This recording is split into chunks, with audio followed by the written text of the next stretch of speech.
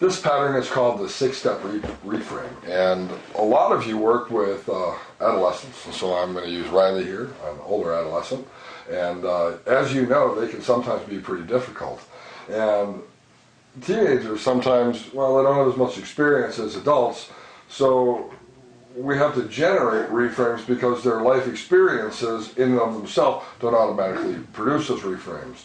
And there are several stages in this process. The first is to select a behavior to change. And now you volunteered for this, and I know you have some real things going on in life. So what I want you to do is I want you to think of a behavior that you'd like to change in your own life.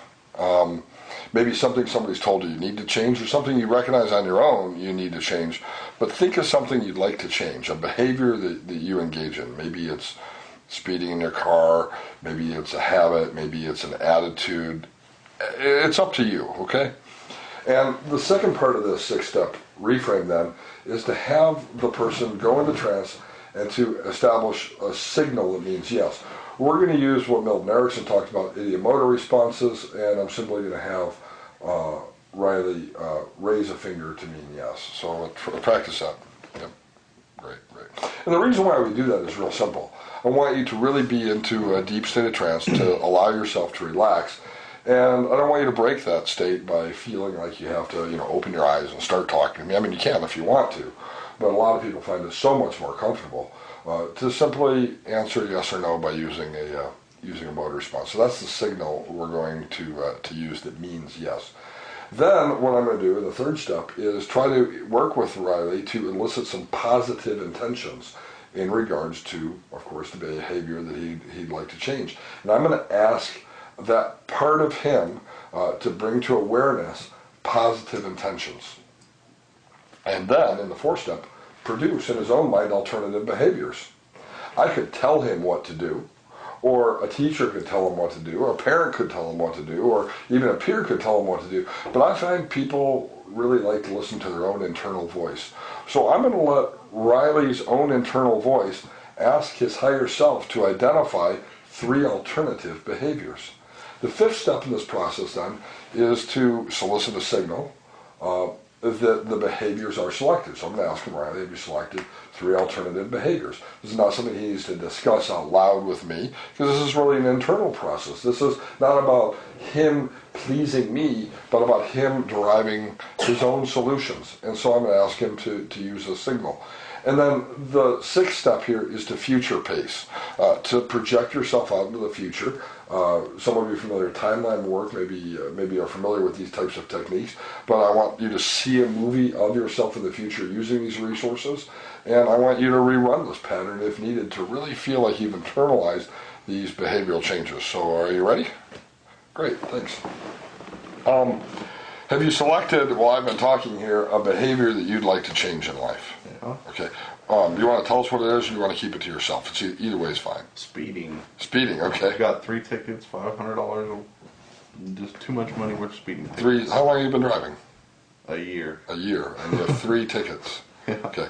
And as a kid, that cost you a ton of money, huh? Uh-huh. All right. So the behavior you'd like to change is speeding in your car. Now, do you intentionally speed, or do you just find yourself automatically unaware of how fast you're going until the cop tells you? Yeah. Okay. Find myself, like, for instance, doing 80 miles an hour down the highway. Okay. I was driving down 11th Street, and I was not paying attention and was running 9 miles an hour over. So you got a ticket for 9 miles over? Yeah. Good thing it wasn't 10, though. Yeah. All right. I was actually only doing 9 miles an hour over. He didn't write it down or anything. That's good. All right. You're familiar with hypnosis. Mm-hmm. We've worked together in hypnosis before on several occasions. In fact, some of you who have some of my other stage hypnosis videos or other things may have seen me do some demonstrations with Riley. I think you're probably on 1 or 2 of those videos. Go ahead and close your eyes and let yourself go into trance quickly. I mean, just any cares or concerns of the day, push them aside. In fact, you might even imagine that a single white puffy cloud is floating lazily and leisurely through the sky, and it's carrying with you any tensions or concerns of the day. And as you watch it disappear into the horizon, there will come a point where it becomes smaller and smaller and simply disappears. And it'll be at that point that both your mind and body are completely relaxed. Now we've established a signal, just raising the finger, that means yes. And we've also identified the problem, which is that you tend to lack awareness as to how fast your car is going. So what I want you to do is I want you to think of some positive intentions. I want you to ask that part of your mind where awareness is created, to bring about the positive intention of driving within the posted speed limit. Have you asked your mind to become aware of that part that can become aware of the posted speed limit? Good, good. Now, you have a lot of alternative behaviors. We all do. We can continue speeding down the road with a lack of awareness, or you could become aware intentionally of that speedometer by making the decision every 15 seconds or 20 seconds or 30 seconds to simply look at your speedometer rather than continuing to becoming unaware of it. Or since you probably have passengers in your car, you can ask your passengers if they become aware of your speed to let you know that they're aware that you're speeding. There are probably many other ways that you can become aware of how fast you're driving in that car. And so ask your higher self, the part of you that is mathematically gifted, because I know you are, that part of you that is creative, because I know you are, that part of you that has insight and people skills, because I know you do, and ask that higher self to bring forth 3 alternatives that can help you to become aware of whether or not you're speeding too fast or not. 3 things that can help you to remember to drive within the speed limit. 1, 2, 3. And now, when you have selected some alternative behaviors, I want you simply to lift your finger and let me know that your higher self has contemplated 3 solutions to the problem that you've had. Perfect. Good. Now, in the state of relaxation or the state of trance, we're unusually creative. And I want you to use that creative mind to see yourself in the future. Not that we have a crystal ball and we actually know what you'll be doing on this date and what time, but see yourself as you are, projected into the future, driving your car, or even driving another car, or driving a car that is a car you'll own and drive in the future.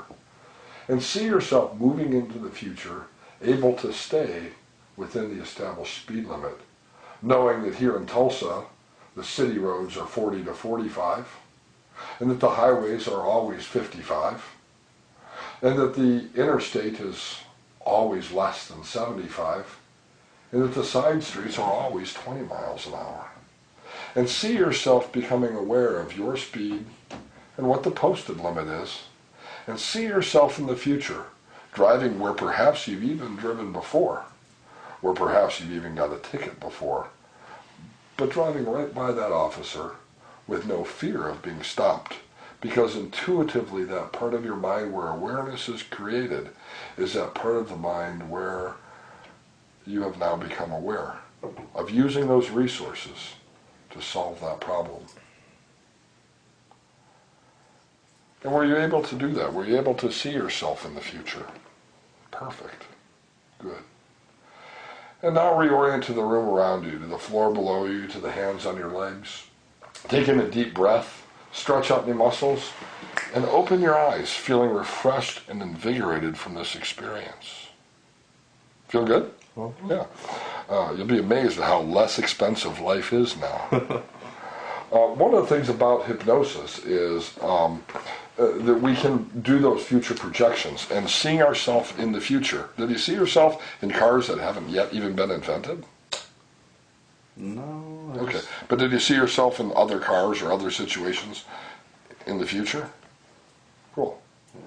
Yeah. And did you see yourself? I actually saw myself in Steve's Corvette. See, you saw yourself in Steve's Corvette. That's fantastic. You gonna let him borrow it now? We know he'll go the speed limit. Oh, of course. Yeah. All right, fantastic.